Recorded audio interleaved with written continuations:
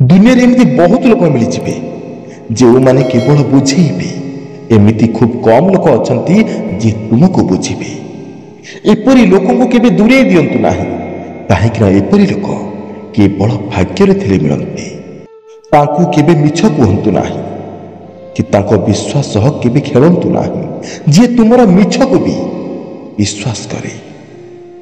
गांधारींकर अभिशाप पाई जदु वंशर पतन होई गला। से श्रीकृष्णकर वंश थिला ना। भगवान को न डरले चलिबो, किंतु कर्म को डर, कारण कर्मर फल भगवान को भी एठी भोगिबाको पड़िछि।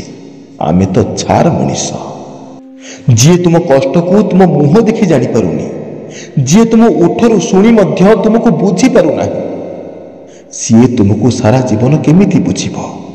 ताको बुझेबा छाड़ी दियो, नहली सी तुमको केउठिकार छाड़िबनी। प्रेमर संपर्क एपरी रक्तर संपर्क भी ता आगरे फिका पड़ी जाए। मनीष जन्म करिथिबा बाप मां को भूली जाए केवल हृदयर जिद्दी पाई।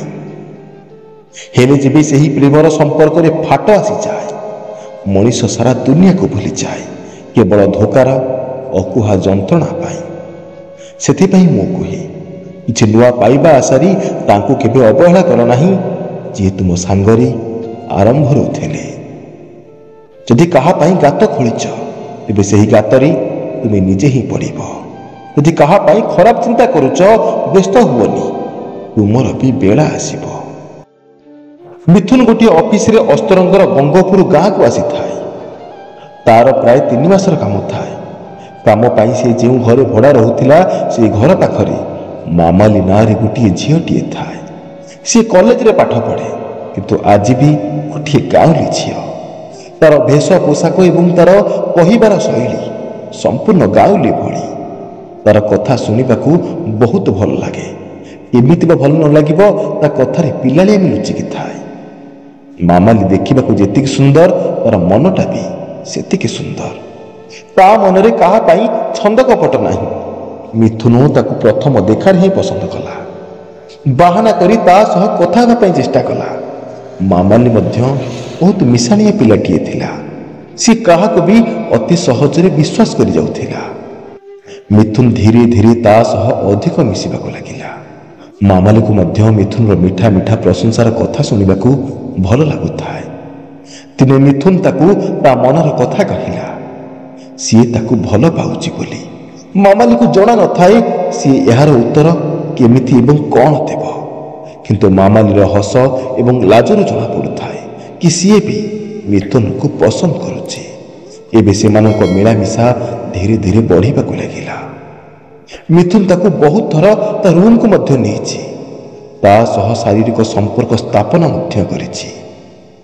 मामाली ताकू प्रथमे मना करिथिला, किंतु मिथुन प्रेमर दुहाई देई विवाहर प्रतिश्रुति देई ता सह शारीरिक संपर्क स्थापन करिथिला। मामाली मध्य भल पाइबार अंध होई ताहा कला, जहा तार विवेक करबाकू मना करुथिला। एमिति देखु देखु 3 मास बीती गला। मिथुन मामाली को किछि न कही से गाँ छाड़ी भुवनेश्वर चली आसिला। मामाली जेबी मिथुन को कॉल कला, मिथुन कॉल उठेला नहीं। मामाली जेबी मिथुन रूम पाखक जाई देखे तो जानिला कि रूम तो बाहर ताला पड़िछि। सी किछि जानि पार न थाए कि कोन करिबो, काहाठारु मिथुन रो खबर नेब, कारण सी मिथुन विषय रे काहाकू मध्य पचारि पार न थाए।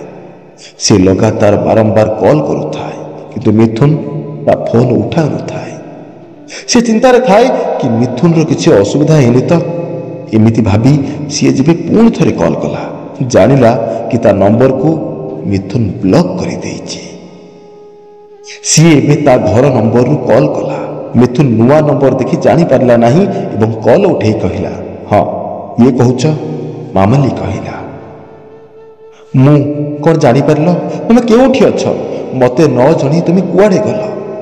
एमिति से कांदी कांदी पचारु थाए, किंतु जेबे सामनारु किछि उत्तर न आसिला, से मोबाइल को देखे तो जानिबाकू पाइला कि मिथुन तो केते बड़ फोन काटी देइछि। मामाली पुणी कॉल कला, किंतु एबे देखे तो ए नंबर को भी मिथुन ब्लॉक कर देइछि। मामाली एबे पूरा भितर भांगी जाई थाए। सब बेले हसुथिबा मुह ଏବେ ଝାଉଁଳି ପଡ଼ିଥାଏ। ସେ ଚାହିଁକି ବି ନିଜ ଦୁଃଖ କାହାକୁ ଜଣେଇ ପାରୁନଥାଏ। ତାକୁ ଏପରି ଲାଗୁଥାଏ ଯେମିତି ଏହି ପ୍ରେମ ତାଠାରୁ ସର୍ବସ୍ୱ ଛଡ଼େଇ ନେଇଛି। ତଥାପି ସିଏ ତାକୁ ଗୋଟିଏ ଖରାପ ସ୍ୱପ୍ନ ଭାବି ତାକୁ ଭୁଲିବାକୁ ଚେଷ୍ଟା କଲା। ହେଲେ ବୋଧ ହୁଏ ତାର ନିୟତିରେ ଆଉ କିଛି ଲେଖା ଥିଲା।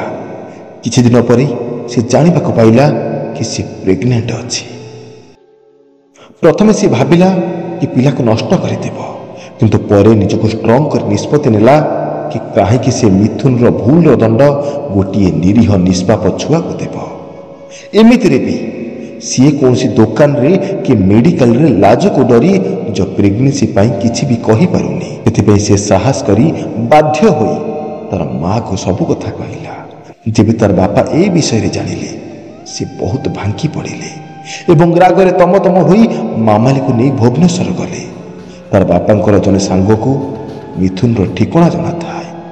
ସେମାନେ ସିଧା ଯାଇ ମିଥୁନ ଘରେ ପହଞ୍ଚିଲେ। ସେଠାରେ ମାମାଲି ଯାହା ଦେଖିଲା ତା ପାଦ ତଳୁ ମାଟି ଖସିଲା ପରି ଲାଗିଲା।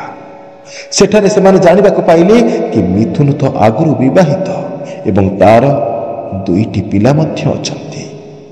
ମାମାଲି ପୁରା ଭାଙ୍ଗି ପଡ଼ିଥାଏ।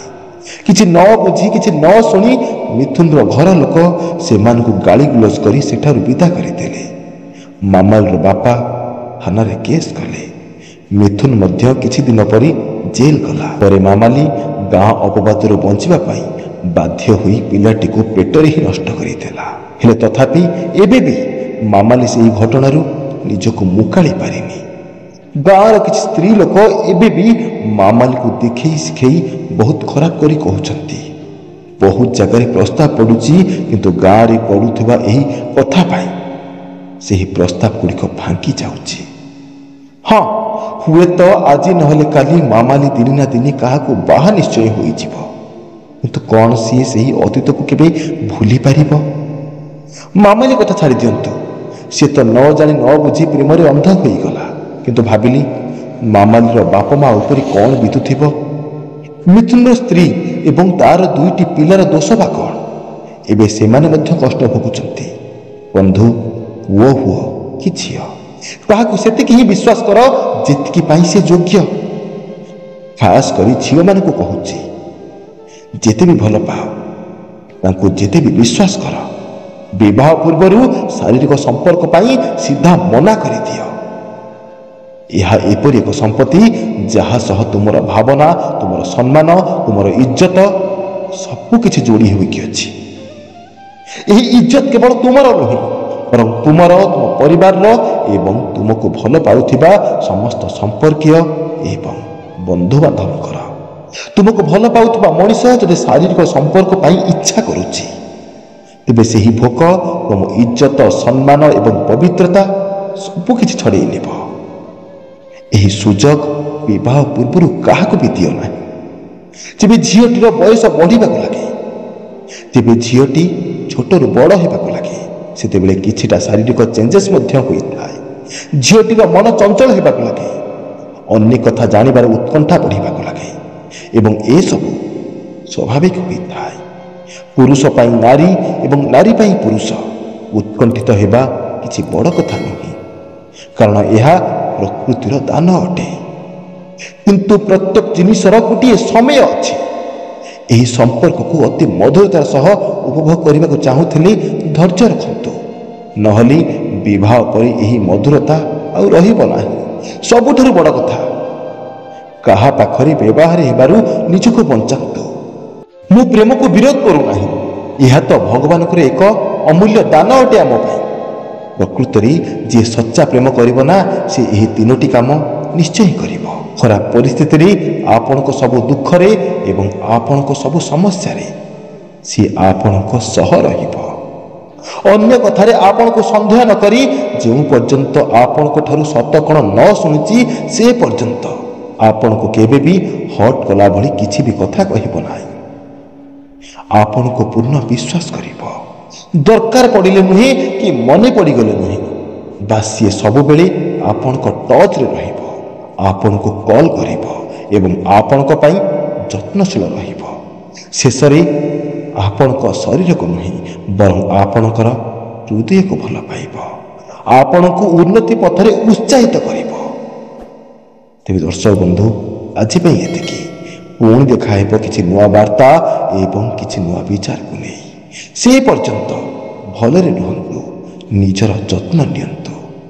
ଜୟ ଜଗନ୍ନାଥ, ଜୟ ଶ୍ରୀକୃଷ୍ଣ। ଧନ୍ୟବାଦ।